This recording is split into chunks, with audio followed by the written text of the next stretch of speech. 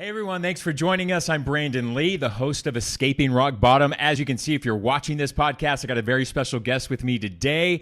His name is Andrew, also in the news business. Yes. Hi, how are you? Man, thanks for You're welcome. coming on the podcast. No, I don't mind at share all. Your story. No, it's great. It's great that I'm out here. And for those of you who are listening, you're gonna hear a pretty incredible story today from Andrew, and it's a story that I just love to get out there in the entire world, the addiction world, because we're dealing with an opioid crisis in this country right now that we need to face. There's a huge stigma when it comes to addiction, and it's one of the reasons why I came out publicly about my past struggles with addiction. It's the reason why I wrote a book, which is coming out in June, because You must be excited about that book. I am super excited, huh? but Yeah. I just, Andrew, what I wanted, people ask me, like, why did you leave news in Arizona and why did you launch a podcast? And it all came down to that there's a real stigma out there that still exists in the professional world, that if it's ever found out that you're a recovering drug addict or that you used to dabble in drugs or used to have a problem with it, a lot of people write you off. That's and a true. lot of people That's just say true. you're a troubled lot, you're never going to be any good, and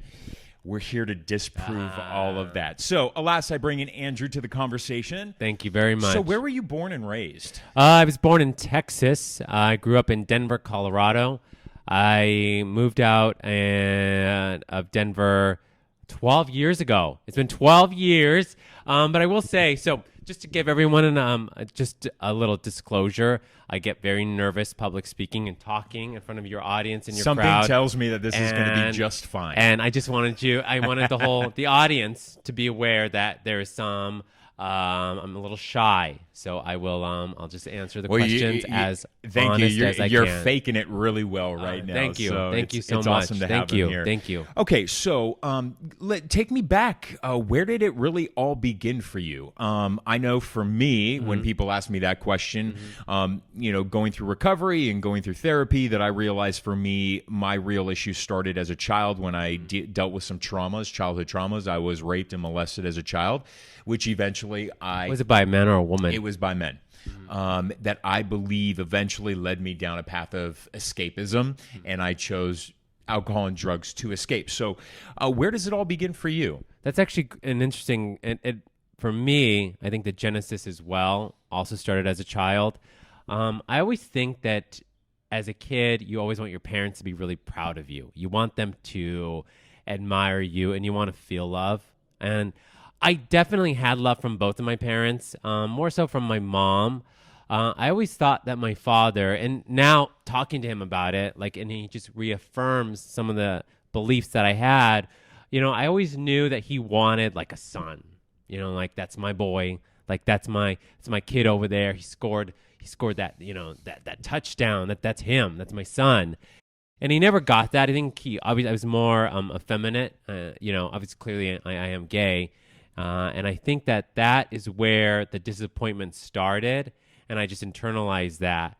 And as a young kid, and this is the honest truth, what I would tell myself all the time as a young kid is that maybe I didn't articulate it this way, but now that I've actually have the words to articulate it, all I ever said was that when I'm successful, when I am good enough, when I have the best job, when I'm making a lot of money, when I am just the top of my game, just in my head, when I am good enough for you, then you'll forgive me for being me. That was a mantra that I used a lot. So you were a people pleaser. Yeah, oh, absolutely, yeah. And you could see, I graduated in high school at the top of my class. My mom actually sells the cord when I graduated. It's on my picture framed in their house. I got into multiple colleges. I got an internship when I was 20 at a news station. Got hired at 21. Just became a manager at 34 of a big newsroom. And it's always been to be the best that I can be, which is good.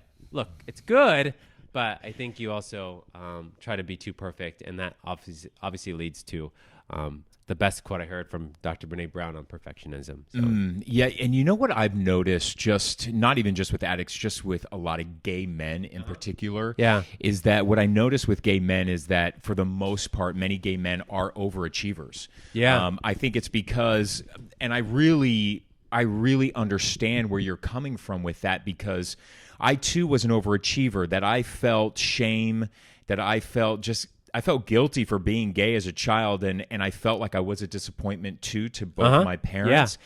I felt that my parents were embarrassed for how the community that I grew up in Orange County, absolutely. how other parents. I thought about how other parents would look at my parents for having me as a gay child. I felt that burden of shame, which made me want to overachieve more to win the approval of my parents. And I think that that is a huge issue. I believe, again, my opinion, why drugs have been so rampant with our generation in the gay community. Whereas I'm not seeing it so much with the younger gay kids coming out so young now, because they're not dealing with that sense of shame and guilt that we dealt with at all from our generation. And forgive me, because I don't know quite all your whole backstory. But when did you start using drugs? Yeah, by the way, this podcast works both ways, so you can feel free to ask me any questions you want. The first time I did drugs was alcohol, and I brought a bunch of wine coolers to school. Yeah. How old were you? Seventh grade. Okay. And I was the seventh grade class president. So there's the dichotomy, right? Here I am, an overachiever, being student class president, while at the same time bringing wine coolers to school, getting all my friends drunk. Yeah. And then when I got suspended, I was suspended for a week at home suspension, which was like a vacation for me. Really? And that's when my parents were like, yeah, but he's so good in school, right? There was the overachiever that got me out of trouble, was that my parents were like, but he does well in sports, he does well in school, we can't discipline him. So that kind of let me to learn a little life lesson of a work hard, play hard. And that's what I learned. And that was your mantra for quite age. some time when you especially delved into How about drugs. you? I'm very honest about this. On my 21st birthday, was at a movie with my mom and my sister.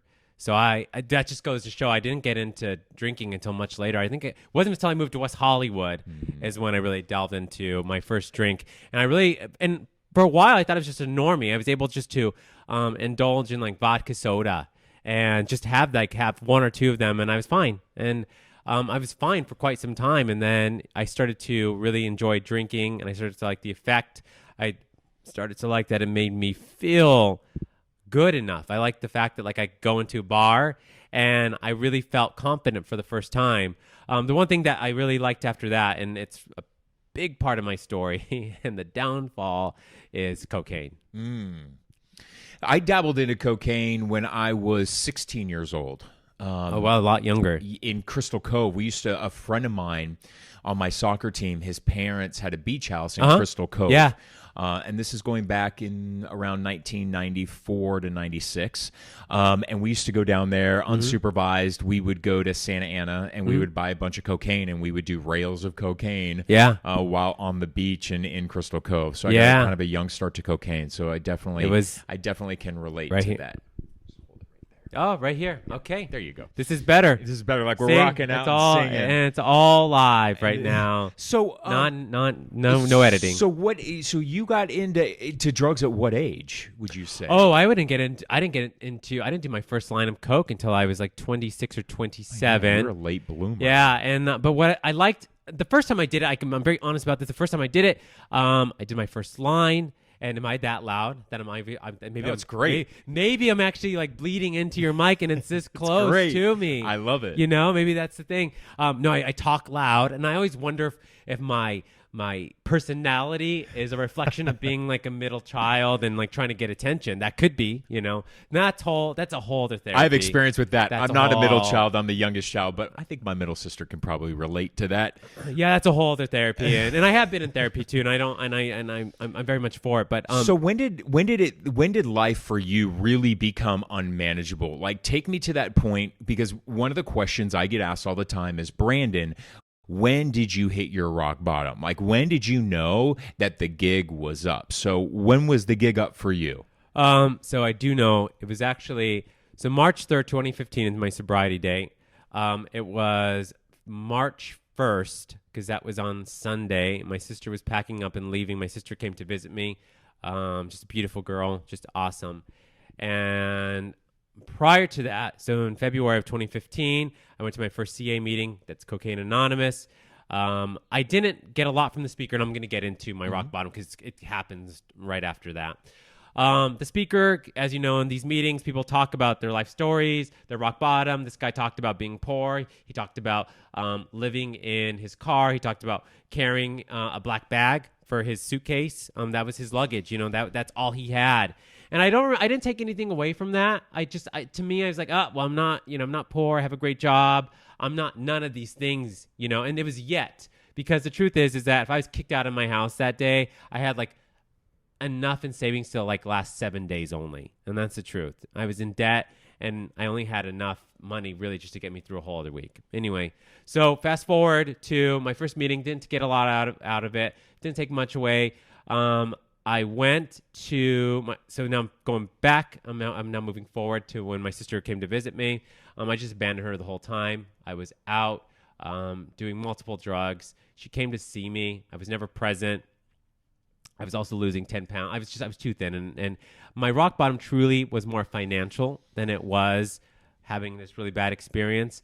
But I woke up on Sunday and I realized I was done. I called Dirk, who's my sponsor, and I just told him that I am done. It was March 3rd, 2015. I was driving on Alvado, which is the street in Beverly Hills, and I was making my way onto Wilshire Boulevard, and I just knew that was it. That was it. And I just knew I couldn't go back because I just didn't like who I was becoming. More so, it was just the big liar who I was, and no one could really trust me. Did you ever go to treatment or rehab? No, I was very fortunate. I was very fortunate because I was able to deal with the problem. My sponsor and his wife, they're very strict, and that in itself was, for me, just for me, was enough to get me through. I never went to treatment. I never went to rehab. My very first sponsor was either the vice president or the president of a very large recovery center in the Southwest and in Atlanta, Georgia. And he happened to be my next door neighbor, which was just beautiful of my higher power to place me in a spot where I could live next door to my eventually future sponsor. Yeah. But he was very strict. There were times where I felt like I was just basically, he was treating me like an outpatient. Yeah. Mine was very militant. Mine was extremely militant too. And I loved it. I wouldn't have it any other way. And just for all the listeners and the watchers on this podcast, right, I never relapsed. So I've been sober for over 9 years. I never went to treatment. I never went to rehab, and I haven't relapsed. And the reason why I share that as part of my story is because I want people to know that relapse does not have to be part of your story. It does not have to be. And, it doesn't have for to those be. who do relapse, I always shake their hand when they come back to a meeting. And They're brave. Because brave. I wonder sometimes if I would be brave enough, or if my ego would be too big, if I were to relapse, if I would be able to come back. I fear that too. So I go and shake their hands, and I always ask them this next question. What is the next question? How was it? Was it good? And did you know every single time they tell me no. Have you ever heard it was okay? And that's the lesson I tell people. I'm like, I have yet to hear somebody who got sober, decide to go relapse, come back and tell me they had an amazing time. It was every time they always go, Brendan, it was worse than our rock bottom the first time. And I'm like, my rock bottom was really bad. Anything worse would be death. And so that's enough to scare me into realizing that a life of drugs and just even picking up a drink is just not worth it for me. Now, so one of my favorite things to do is when I'm talking to someone is I always want someone to, like, if they're just listening for the first time, what was your rock bottom? Oh God, my rock bottom. Yeah. I always say my rock bottom. It was basically about a month long. Okay. Right. It was a month long of just what the heck am I doing to myself? Mm-hmm. But a long story short, it was a month. It was a January. It was a month of near-death experiences. I got high after I got off work at KTLA, did a dose of GHB at around 10:45 p.m. Ended up at 4:30 in the morning. I woke up in the emergency lane of the 110 freeway underneath an overpass with my driver's seat fully reclined and my hazard lights on. So clearly my higher power, who I did not believe in at that time, was keeping me alive to not only not hurt myself, but not hurt other people on the road. And then I ended up having 2 drug overdoses. I was comatose. I was sent to Hollywood Presbyterian twice in 2 weeks. The first time wasn't enough. After I got released from the hospital, I'd had another drug overdose, ended up in the exact same hospital, and that was finally it for me. It was this little old nurse who saw me crying in my ER room, which I didn't think anybody was listening to me. I thought I was by myself, and this little nurse comes in and she goes, "Do you believe in God?" And I looked at her and I said, "No, I do not." And she goes, "That's okay, because God believes in you." And she goes, "You were here last week and we revived you. We revived you again this week." She goes, "I only have $10 in my purse. Okay. What I'm going to do is give you the $10 so you can get a cab ride to a meeting, an AA meeting that they have at my church." And she goes, "And there's one meeting tonight. Will you make me that promise that you will go?"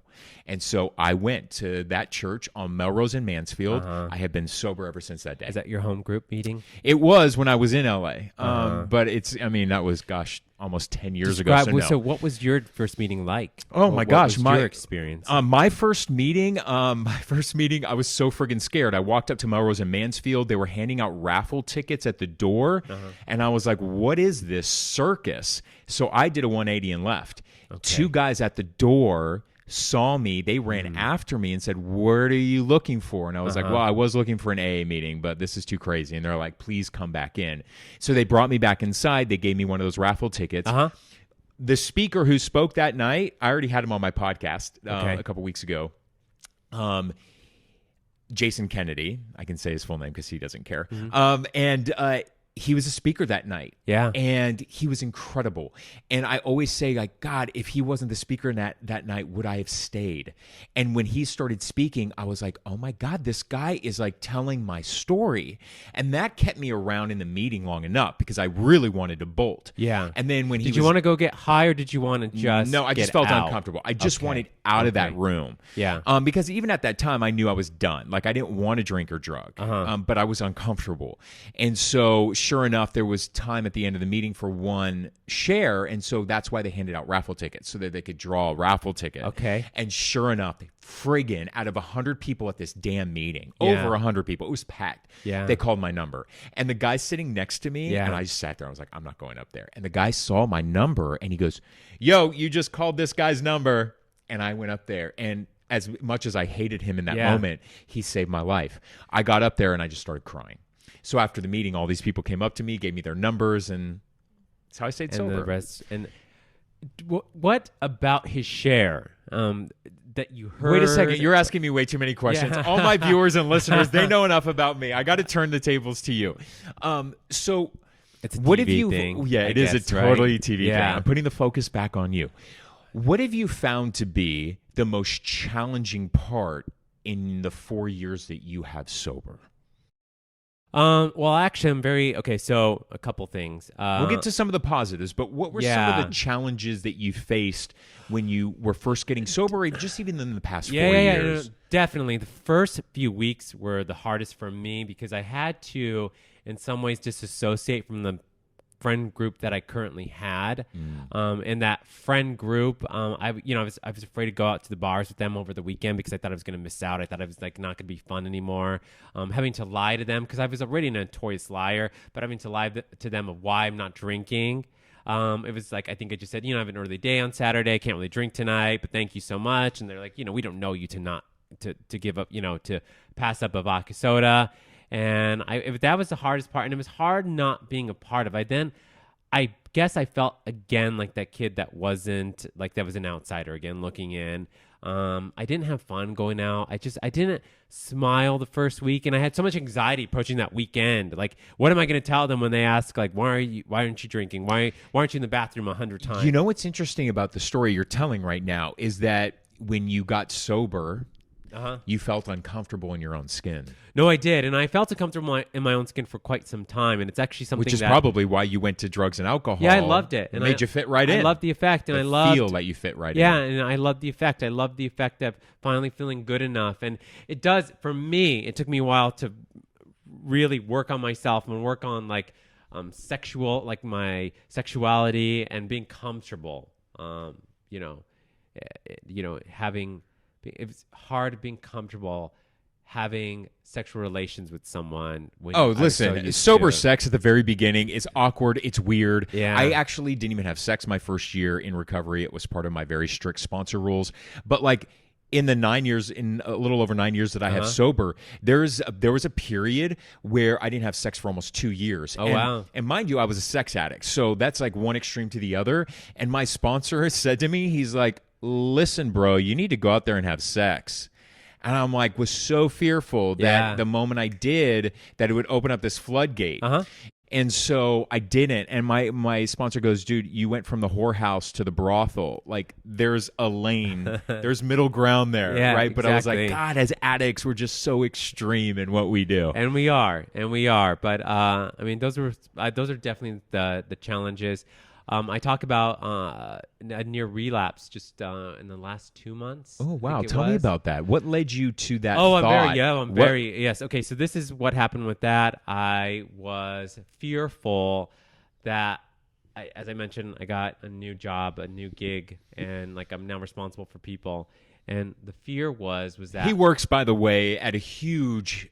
news station in Los Angeles, and Los Angeles is the number 2 market in the country for news. So he has a lot of pressure on his plate on a daily basis at this news operation. And I couldn't find my footing. I was really so confident. It's that feeling of uncomfortableness. And I didn't again. like it. And I didn't like that I didn't know how to handle situations because I was really good. I'm a problem solver and I was able to fix everything. And for me, like, it was like I didn't know how to fix it. I didn't know how to fix it. I didn't know how to make things better. And all your natural instinct was get high. And that is. And I actually got to talk when I share that in my home group. One of the persons inside did say, you know, that is our instinct as drug addicts. It is to get high. That's where we find comfort, and it's easy to get out of yourself. Listen, when shit gets tough, numb it out. Yeah, and that's what and those have been the most challenging. You know, there's always a time when like you're like on a rooftop eating, you know, brunch on a Sunday, and you know someone has a margarita or a rosé, and that always makes it, you know, that definitely makes it challenging to. Yeah, I mean, I can. It always makes you like. I think maybe if I just have a drink. You know, it's the beautiful. I always say the beautiful blessing with sobriety in my life is that the friends that I have in my life today, 99.9999, have only ever known me sober. So these are all people that I have naturally chosen to be part of my life since I've changed my life. My friends in my life today are a true reflection of the man and the values that I have today. Absolutely. Now, the crazy part is that these friends tell me, B, like, why can't you have a glass of rosé with us? Or why can't you have a glass of champagne? And because to them, I'm like, guys, like, it wouldn't be pretty. And you know what their response back to me is? It's beautiful. Their response back to me is, Brandon, you are one of the most in control people we've ever met. And I'm like, but oh my God, had you known me 10 years ago, I was the most out of control person you would have ever met. And so I look at that and I'm like, see, that right there is the reason why I will not have a glass of rosé. Do you know how hard I have worked to garner a reputation where people are like, you're responsible, you're manageable, you have your emotions in check. Yeah, absolutely. And I'm like, that's a beautiful gift. No, I love the fact that my friends have those thoughts about me. Because that's probably not what people would have described you when you were using. Hell no. I was called Hurricane Brandon in my time in LA when I was a drug addict. Yeah. Man, I would like walk into a bar, leave a trail of disaster behind and leave. Yeah, I was a mess. But this podcast is all about hope. And what's one of the biggest blessings in your life since you become sober? The best example comes this last. It doesn't even have to be one. I don't want to pin you down to one. If you got three, tell me three. There's always. I always like more. Right. I'm a drug addict. This last weekend, my family came into town, and it's not boring. It's actually a good story. Okay, it's a good story, especially if you're looking for hope. This is really going to make you realize you could change. Family used to visit me. They would come out from Denver, come to visit me. It was awful. We'd always get into fights. There was always, I always wanted to go out with the friends. I always just wanted to be high. I never wanted to be around them. I never gave them time. I never appreciated their time here. This last time around, there's been multiple times they came to visit me sober, but this last time, I had my niece and my nephew, I had my youngest sister, and my mom and my dad. And as they hugged me to tell me goodbye as they left, they just said, "You have really become the man we knew you were going to become."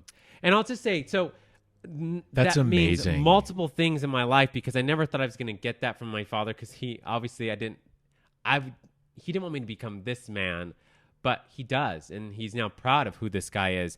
And so that's by far, I take that away as one of the strongest things. Is I truly, when I say I'm going to show up, I show up. And when I'm usually always on time. I was half hour late for this, but I had a breaking news story. And Excuses. Yeah, I know. Excuses. But I do what I say I'm going to do. And that just wasn't my thing before. And go ahead. I think that when we become our authentic selves and we become proud of who we are, not to please other people, but to please ourselves, absolutely, we naturally get praised upon by the people we used to seek approval for. Approval for. That's so changed. You changed your thinking in saying, I need to save Andrew. I need to be proud of me. I need to be a responsible me. By you focusing on the better you, your dad naturally came and gave you everything that you had wanted as a child. Very much so. Yeah, and he did. And you put it actually perfectly when you just said that, because I finally felt like, right. Like a weight was lifted off my shoulders. And, I know that mine is just a father issue, but I assume some of your viewers... Listen, we all got parent issues. I mean, I'm working through some serious parent issues right now. My dad just started to listen to my podcast, he told me. So hopefully he's listening to this one. And my dad and I are really trying to figure out a relationship going forward. What is it like right now? It's tough. And at least we have an honest dialogue, and I can at least tell my dad in a non-condescending way, just as I'm speaking to you right now, that I was disappointed in him, that when I did come out and tell him that I was a drug addict, 9 months sober, and I was making amends to him, that he never followed up to ask me, how are you doing into recovery? He never once called me on my birthday, on my sobriety birthdays, to say, I'm proud of you. And that hurt. And so I was able to recently tell him that the resentment hurt. towards him? I did. And I told him, I have resentment towards you, and I had to work through therapy to figure out, why do I resent my dad so much, and figured out why I did. And now I can speak that to him. But we all got mommy and daddy issues. I don't speak with my mom. Really? She's bipolar. She's got her issues. But unfortunately, she's not the kind to ever give me what I wanted, right? I wanted that approval. I always wanted to make my mama proud. Yeah. But what I finally realized as an adult is I can go to the moon. Yeah. And still she'll make it about her. Like, yes, I gave birth to the son who can make it up on the moon. Yeah. So we all got mommy and daddy issues. We do. But I love that sobriety for you has given you at least repaired that relationship. It's repaired, and it's finally forced me to be so honest.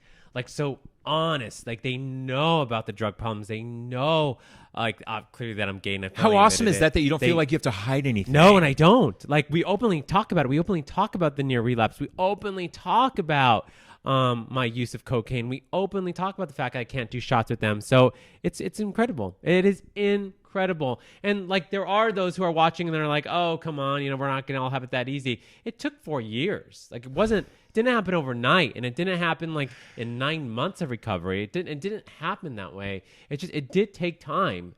And I'm fortunate that I now was able to kind of see this full circle.